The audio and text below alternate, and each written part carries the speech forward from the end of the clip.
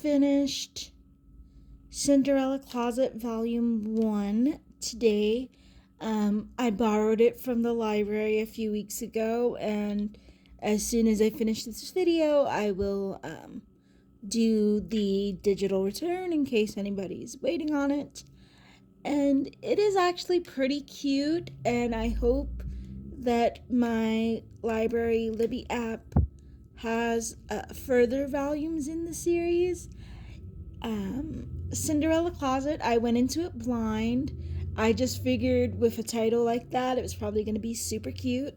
So it's about a girl named Haruka, like Haruka from Sailor Moon, who moves from the countryside to Tokyo for college, and she has all these little dreams of an ideal college life. And fast forward 1 year, and she's working hard in both school and at work, and she doesn't really give herself a lot of time for like self-care or romance or anything like that. But she does have a crush on Kurataki-kan, who is featured on the right in the photo. And her birthday's coming up, and he says, we'll go out for a drink once you're old enough to drink, because her 20th birthday's coming up. And she runs into Hikaru one day, a beautiful young person who has flawless makeup and adorable outfit. And she asks for help because her birthday, first she compliments Hikaru, and when they run into each other again on the day of her birthday, she asks for help because she remembered that Kurotaki said they would get a drink on her birthday. And so Hikaru steps into the role of fairy godmother, if you will, and gets her all dolled up for her birthday drink date, if you will, with Kurotaki. And although unfortunately he does forget, he agrees that to apologize and to make it up to Haruka, they will go on a real date very soon after. So after, even though she happily agrees to go on the date in the future, Haruka gets a little drunk, her first time ever drinking, and Hikaru takes her home to make sure she gets home safe. And when she wakes up, after Hikaru gets out of the shower, Haruka learns that Hikaru is actually a young man of the same age who enjoys wearing women's clothing and loves beautiful things. So the two of them become friends, a bit reluctantly at first on Hikaru's part, and he keeps stepping in to the fairy godmother role. He gets Haruka ready for her first date with Kurataki-kan, which goes pretty well, although Haruka is a little lacking in the confidence department because it's her first date ever. When she gets lost and a little separated from Kurataki-kan, just by chance, or at least that's what Hikaru would like us to believe, she runs into Haruka while Haruka's looking for Kurataki-kan, and she gives her a confidence pep talk. And when Kurataki comes back and finds Haruka, Hikaru introduces himself, but or rather Haruka introduces him, but since Hikaru is dressed in women's clothing, Kurataki-kan automatically assumes that they are very close friends and that Hikaru is a female friend.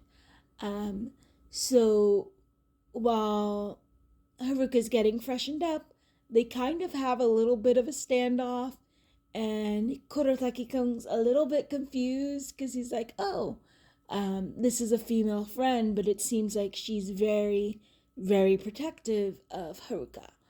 And as the chapter goes on, they have a nice date. You see Haruka and Hikaru become closer friends. They play a little basketball together because Haruka used to be on the girls' basketball team when she was in school. And unfortunately, she doesn't have time to do it in college. But Hikaru and Haruka become better friends after they play some ball together. And of course, Hikaru keeps helping to make sure that Haruka looks glam whenever she runs into Kuretake-kun. In the final chapter, which I believe is chapter 4, Kuretake-kun invites Haruka and Hikaru to a new restaurant that's opening up that's owned by a friend of his. And Hikaru keeps giving Haruka pep talks like, if you want to be his girlfriend, the young man is not psychic. You have to talk to him. You have to let him know how you're feeling, etc., etc. So, to get liquid courage, unknowingly, Haruka drinks some tequila and she ends up like falling asleep from drunkenness. And so Hikaru is taking care of her, and Kuretake-kun notices, and he's like, oh, don't worry, I will call a taxi for you girls to go home. And all throughout the time that they've known each other, Hikaru has tried to give hints to Kuretake-kun that he is a boy. He constantly reminds Kuretake-kun, to not use the Chan honorific, but he wasn't catching Hikaru's drift, and they bicker back and forth about how to help Haruka, and Hikaru being a bit overprotective and like telling Kuretake-kun not to play games with Haruka, he blows his cover and makes it fairly obvious, that he is a young man, and he carries Haruka home. And so, of course, Haruka was, sleep in her quinto sueño drunk. So she didn't know that this little standoff between the two young men occurred. And when she wakes up, Hikaru tells her, like, I brought you home, you got drunk, but you're okay. And it's obvious to Kuretake-kun now that I am a young man.